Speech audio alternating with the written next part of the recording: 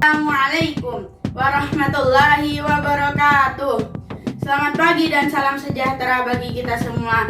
Puja dan puji syukur yang sepatutnya hanya kita persembahkan kehadirat Allah Subhanahu wa Ta'ala, Tuhan yang Maha Esa, Tuhan yang tidak pernah lupa meski sedetik pun untuk mencurahkan nikmat dan kebahagiaan kepada kita semua, sehingga kita masih diberi kesempatan dalam keadaan sehat walafiat dan tetap semangat.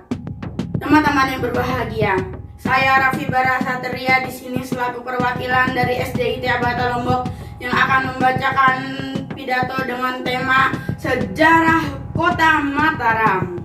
Teman-teman yang berbahagia, Kota Mataram merupakan ibu kota Provinsi Nusa Tenggara Barat, Indonesia.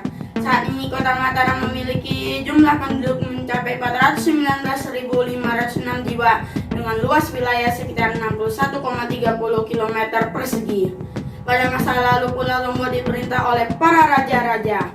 Raja Mataram pada tahun 1842 menaklukkan Kerajaan Pagesangan. Setahun kemudian menaklukkan Kerajaan Kahuripan. Kemudian ibu kota kerajaan dipindahkan ke Cakranegara dengan ukiran Kawi pada nama Istana Raja.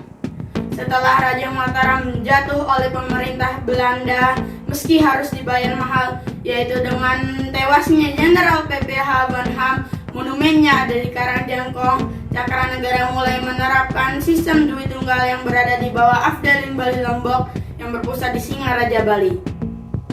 Setelah secara resmi Nusa Tenggara Barat lahir menjadi salah satu daerah swantantara tingkat 1 dari pemekaran Provinsi Sunda Kecil, selain dari Dati 1 Bali dan Nusa Tenggara Timur, pada tanggal 17 Desember 1958 ditetapkanlah Mataram sebagai pusat pemerintahan dan sebagai ibu kotanya. Kota Mataram terdiri dari 3 bagian, yaitu Ampenan, Mataram, dan Cakranegara. Ampenan merupakan kota pelabuhan, Mataram merupakan pusat pemerintahan dan pendidikan, sedangkan Cakranegara merupakan pusat perekonomian dan perdagangan. Mataram sebagai ibu kota dari 2 buah pemerintahan, perkembangan kota semakin bertambah maju.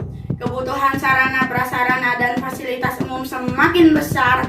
Demikian juga kebutuhan jaringan transportasi dan tempat pemukiman yang semakin luas.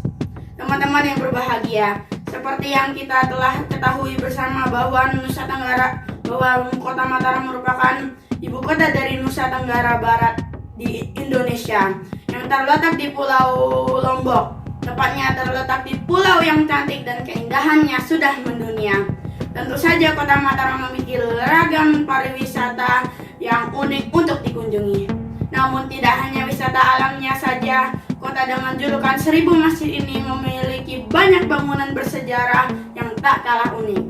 Berikut adalah beberapa bangunan yang bersejarah yang teman-teman bisa kunjungi.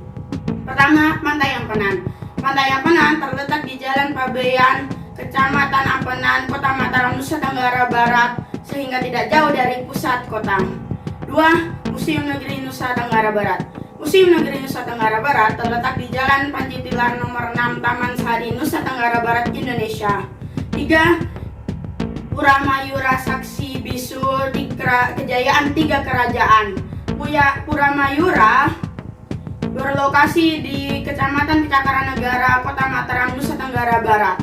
4. Taman Sangkareang. Taman Sangkareang berlokasi di pusat kota, tepatnya di Jalan Pejanggi, Kota Mataram, Nusa Tenggara Barat, Indonesia.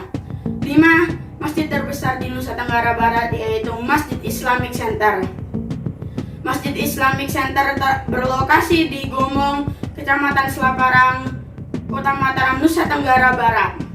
Teman-teman yang berbahagia, marilah kita tingkatkan kesadaran generasi penerus bangsa mengenai pentingnya persatuan dan kesatuan untuk kemajuan bangsa di masa mendatang berdasarkan refleksi sejarah di masa lampau. Sebagai peserta didik hendaknya kita mengunjungi dan atau mengetahui lokasi-lokasi bersejarah tersebut. Baiklah teman-teman yang berbahagia, sedikitlah gambaran mengenai sejarah berdirinya Kota Mataram, Nusa Tenggara Barat, Indonesia. You don't need to be great to start something. Do it now and do not ever put off because the chance may not come twice. Wassalamualaikum warahmatullahi wabarakatuh.